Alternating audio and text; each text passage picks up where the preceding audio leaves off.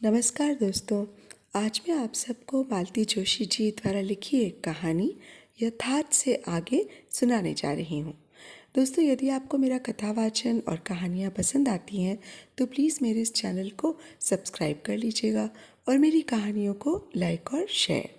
तो आइए सुने कहानी। दरवाज़ा मैंने खोल तो दिया, किंतु वहीं पर खड़ी की खड़ी रह गई, जड़वत। क्षण भर प्रतीक्षा करने के बाद उन्होंने ही पूछा, अंदर आ जाऊं? तब कहीं होश में आ मैंने दरवाज़ा छोड़ा। सोफे पर बैठकर वे रुमाल से पसीना पोंछने लगे। सफ़र की थकान चेहरे पर स्पष्ट झलक रही थी। मैंने पंखा खोल दिया और एक स्टूल सामने लाकर रख दिया। सहज भाव से उस पर पाँव फैलाकर उन्होंने आंखें बंद कर लीं। भीतर जाकर मैंने पहले तो गैस पर चाय का पानी रखा, फिर घड़े से एक जग भरकर गिलास के साथ रखाई। फ्रिज का पानी उन्हें कभी भाता नहीं था और घर में सब इसे एक तरह का कॉम्प्लेक्स मानते थे। रसोई घर में लौटकर मैंने चाय बनाई, खूब स्ट्रॉन्ग, चीनी कम, दूध अधिक, सारा फॉर्मूला जैसे रटा हुआ था। क्रॉकरी की अलमारी में ही बिस्किट और दालमोट के पैकेट थे, पर उनकी ओर मैंने देखा तक नहीं। प्लेन टी उनका नारा था, जिससे मुझे हमेशा चिढ़ होती थी। चाय की टेबल पर जब तक 2-4 चीज़ें न हो मज़ा नहीं आता। चाय लेकर पहुंची तब तक वे काफ़ी सुस्ता चुके थे। चाय पीकर जैसे एकदम ताज़े हो गए। बोले, और लोग कहाँ हैं? अम्मा तो हरिद्वार गई हुई हैं। भैया भाभी किसी शादी में। बबलू की वजह से मैं नहीं जा सकी। कहते कहते मैं यूं ही मेज़ पोश की सिलवटें ठीक करने लगी। डर था कि कहीं जान न ले कि अम्मा की अनुपस्थिति और बबलू की बीमारी ने मुझे भाभी के साथ हर जगह जाने की मजबूरी से निजात दिला दी है। फिर विषय बदलने की गरज से कहा, खाना तो नहा कर खाइएगा ना? खाना रतलाम में खा लिया था, पर पानी अगर मिले तो नहा ज़रूर लूँगा। मैंने अभ्यस्त हाथों से अटैची खोली। कपड़े निकालते निकालते ढेर सारे खिलौने फर्श पर बिखर गए। मैंने ऊपर देखा, वे मेरी ही ओर देख रहे थे। खिसियाए स्वर में बोले, बबलू के लिए लाया था। कैसा है अब? जी अब ठीक है, पर उस समय एक बार तो मैं घबरा ही गई थी। हाँ, ये स्वाभाविक भी है, उन्होंने उठते हुए कहा। उन्हें नहाने भेजकर मैंने सब्जी की टोकरियां टटोलनी शुरू की। एक और मुझे हंसी भी आ रही थी। कह दिया, रतलाम में खा लिया था होटल का खाना, और वो भी बस अड्डे पर। कभी खाया भी है आज तक? बाहर खाने की बात को लेकर तो पता नहीं कितनी बार झड़प हुई थी। और फिर बिना नहाए कब खाया है? शीलू तो हमेशा पंडित जी कहकर चिढ़ाया करती थी। उस बार आबू में 2 बजे तक नहाने की सुविधा नहीं हो पाई थी, पर मजाल है कि एक कौर भी मुंह में लिया हो। वे नहाकर निकले तब तक मैंने लौकी का रायता और भरवा बैगन तैयार कर लिए थे। प्याजी पुलाव पक रहा था। उन्हें तेल शीशा देते हुए मैंने देखा, कनपटी के पास कितने सारे बाल सफ़ेद हो आए थे। वे हंस पड़े। क्या देख रही हो?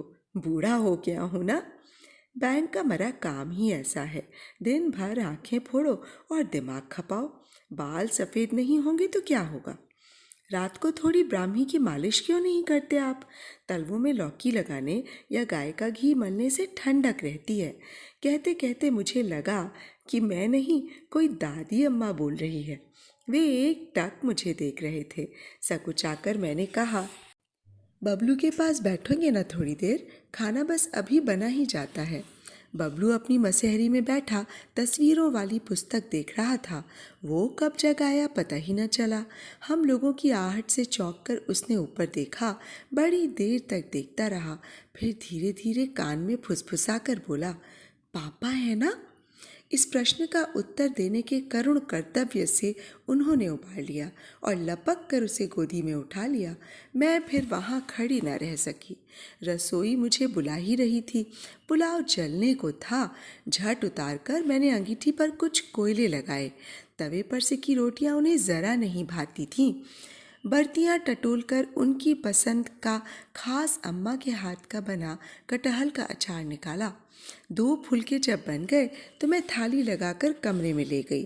देखा बबलू महाशय पापा की ठोड़ी पर गाल रगड़ते हुए आराम से लेटे हैं। बातें निरर्थक, बातें करने का उन्हें समय नहीं है। मैंने खिलौनों का ढेर उसके सामने पटक कर कहा, देख तो तेरे लिए क्या क्या चीज़ें आई हैं। लेकिन और दिनों की तरह वो झपटा नहीं, बस अपने आसन पर बैठा देखता रहा। अपनी कृतज्ञता जताने के लिए उसने पापा को जोर से भींच लिया। बस उसका नन्हा सा मन भी जान गया था कि खिलौनों के लिए तो काफ़ी समय पड़ा है। पाँवों में जैसे पड़ लग गए हों। मैं फुलके बनाती रही, देती रही। आखिर जब उन्होंने कहा, कितने दिनों का इकट्ठा खिला रही हो, तब कहीं जाकर मैंने उन्हें उठने दिया। थाली लेकर अब मैं लौटी तो अचानक सामने भैया पड़ गए।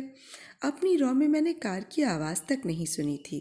भैया का चेहरा तना हुआ था और आवाज़ को प्रयत्नपूर्वक धीमा करते हुए उन्होंने कहा, हज़रत अब क्या चाहते हैं? बच्चे को देखने आए हैं, मैंने जैसे दीवार को जवाब दिया। मेरे स्वर से भैया चौंके और चुपचाप बाहर चले गए। पिछले 2 घंटों से मैं जैसे किसी कल्पना लोक में थी और अब मेरे पांव जमीन पर आ लगे। भैया का भी वैसे दोष क्या था? इनको लेकर उनकी राय कभी भी अच्छी नहीं रही। इस शादी में दोनों पक्षों में से किसी की भी सम्मति नहीं थी। हम लोग सामाजिक, मानसिक किसी भी धरातल पर समकक्ष नहीं थे। केवल प्रेम का क्षणिक आवेग ही हमें बांधे हुए था। सबका विरोध मोल लेकर जिस नींव पर हमने दाम्पत्य की नींव डाली थी, शादी के तुरंत बाद ही वो धसकने लगी। अपने परिवार का, परिवेश का बिछोह दोनों को ही सहन न हो सका। प्रेम का पहला उफान खत्म होते ही गिद्धों की तरह एक दूसरे की कमजोरियों को और घावों को नोचने लगे। बबलू के जन्म से भी इस खाई को भरा नहीं जा सका था। दोनों के परिवारों ने इस संबंध को बिगाड़ने में ही अधिक दिलचस्पी ली। मेरे परिवार के लिए ये रिश्ता स्तर से नीचे का था। उनके यहाँ तो मुझे कभी सहानुभूति नहीं मिली। हमारे लिए खुशी की बात ये थी कि हमने सौजन्य के साथ एक दूसरे से विदा ली। वहाँ वाले तो उधार खाए ही बैठे थे। तलाक के दूसरे ही वर्ष उनकी शादी कर दी। फिर भी आज उन्हें देखकर मन में आक्रोश नहीं, बल्कि दया या कृतज्ञता सी मन में जगी थी। बेचारे महज बबलू के लिए इतनी दूर से दौड़े आए थे। पता नहीं क्यों पिछले वर्ष से बबलू को अपने पापा के विषय में बड़ी जिज्ञासा हो चली थी। शायद यह स्कूल जाने का परिणाम हो। एक बार तो उसने यहाँ तक कह दिया था कि मम्मी, क्या शीलू की तरह पापा भी भगवान के यहाँ चले गए हैं? मैं फटी आंखों से देखती रह गई थी। उसका भी क्या दोष, इस घर में उनका कोई स्मृति चिन्ह ही ना था। उनका नामो लेख तक यहाँ वर्जित था। तब मैंने ही चुपचाप सारे एल्बम ट्रंक की तलहटी से निकाल लिए थे। बबलू घर भर की नज़रें बचाकर घंटों उनमें खोया रहता। मुझसे कुरेद कुरेद कर उसने पापा की आदतें, उनके कपड़े तथा शौक जैसे कंठस्थ कर लिए थे। उसने पता नहीं कैसे उनके चेहरे की एक एक रेखा को आत्मसात कर लिया था कि 4 साल बाद भी उन्हें देखते ही पहचान गया था। इस बार जब उसे डिप्थीरिया हुआ तो पता नहीं उसने कितनी बार करुण स्वर में उन्हें याद किया। मुझसे रहा नहीं गया। एक दिन जी कड़ा करके मैंने लिख ही दिया। वो पत्र पता नहीं कितनी बार लिखा गया, जलाया गया। लिफाफे में बंद होने पर भी अनिश्चय की अवस्था में न जाने कितने दिन तक मेरे पर्स में झूलता रहा था। पर उन्हें यह असमंजस नहीं व्यापा था। पत्र मिलते ही चले आए थे। इस एहसास से मेरे आंसू निकल आए। मैंने ईश्वर को धन्यवाद दिया कि आज घर में कोई नहीं था, नहीं तो क्या इस तरह जी भरकर उन्हें खिला सकती थी, उनके पास बैठकर बात कर सकती थी। लौटकर कमरे में गई तो देखा अखबार मुख पर ढककर वे आराम कुर्सी पर सो रहे थे। मनपसंद भोजन की तृप्ति उनके चेहरे पर थी। मेरी आहट से उनकी तंद्रा टूटी। बोले, अरे कहाँ गई थी तुम? तुम्हारा चेहरा कैसा हो रहा है? फिर कुछ धीमी आवाज़ में कहा, क्या भैया ने कुछ कह दिया? Never mind, I was never in his good books. कितनी सरलता से कह गए थे। और दिनों तो इन्हीं बातों को लेकर घंटों महाभारत होता था। प्रसंग बदलने के लिए मैंने कहा, घर पर सब ठीक है? सब ठीक है। माँ का मोतियाबिंद का ऑपरेशन हुआ है। महेश ने एमएससी का इम्तिहान दिया है। भानु की शादी नवंबर में हो रही है। और और गुड्डी कैसी है? क्या नाम रखा है उसका? मुग्धा। सुनकर मन में एक कचोट सी लगी। परिवार नियोजन के समस्त नियमों को ताक पर रखकर मैंने बच्चों के नामों की जो लिस्ट बनाई थी, उनमें एक नाम ये भी था। मैंने उनकी ओर देखा। उनके चेहरे पर इस तरह का कोई भाव न था, बल्कि वे घड़ी देख रहे थे। चले भाई, नहीं तो 5:30 वाली ट्रेन नहीं मिलेगी। क्या आज ही? शब्द मेरी जिह्वा पर आते आते रुक गए। बस मैंने इतना ही कहा, मैं चलूं स्टेशन तक? मैं भी। खिलौनों में उलझा बबलू एक झटके के साथ उठ खड़ा हुआ। अभी उसे हम लोग बाहर नहीं ले जाते थे, पर आज ये सब फालतू बातें सोचने का समय नहीं था। तैयार होकर हम निकले, पर धूप चिलचिलाती हुई थी। कोलतार की सड़क एकदम चमचमा रही थी। उन्होंने बबलू को उठा लिया था। अटैची मेरे हाथ में थी। इस तरह चलना कितना भला मालूम हो रहा था। दूसरी ओर धूप का ख्याल ना होता तो मैं टैक्सी भी ना करने देती। स्टेशन पर हमेशा की तरह हाय तौबा का वातावरण था। उन्होंने पर्स मुझे देते हुए कहा, तुम टिकट लेकर आ जाओ, हम प्लेटफॉर्म पर चलते हैं। धक्का मुक्की में टिकट लेकर जब प्लेटफॉर्म पर आई तो देखा स्टेशन के कोने पर दूर लकड़ी की बेंच पर दोनों बैठे हैं। मैं भीड़ को चीरती पास तक आ गई थी, पर अपनी बातों में दोनों ऐसे उलझे थे कि मुझे देखा तक नहीं। बबलू ही बोल रहा था, वे तो बस श्रोता बने बैठे थे। दोस्तों की बातें, मास्टर जी की तारीफ, नानी का लाड़ दुलार, मामा का नियंत्रण और मामी का रूखापन, बारी बारी से सबका वर्णन हो रहा था। कई बातें तो मेरे लिए भी नहीं थीं। बबलू जैसा शर्मीला लड़का इतनी जल्दी खुल मिल जाएगा, मैंने कल्पना भी न की थी। मेरी चूड़ियों की खनक से अनायास उनकी बातों का सिलसिला टूटा। पर्स और टिकट उन्हें लौटाते हुए मैंने वे पुस्तकें भी उन्हें दी जो मैं सफ़र के लिए लाई थी। पुस्तकें रखने के लिए बैग खोलते ही चकित रह गए। ऊपर ही एक पैकेट पड़ा था। उन्होंने मेरी ओर देखा। उन निगाहों से बचते हुए मैंने कहा, गुड्डी के लिए है, बबलू की ओर से। दरअसल ये फ्रॉक मैंने बेहद छिपा कर रखा था और उम्मीद थी कि यहाँ से जाने के बाद ही देख पाएंगे।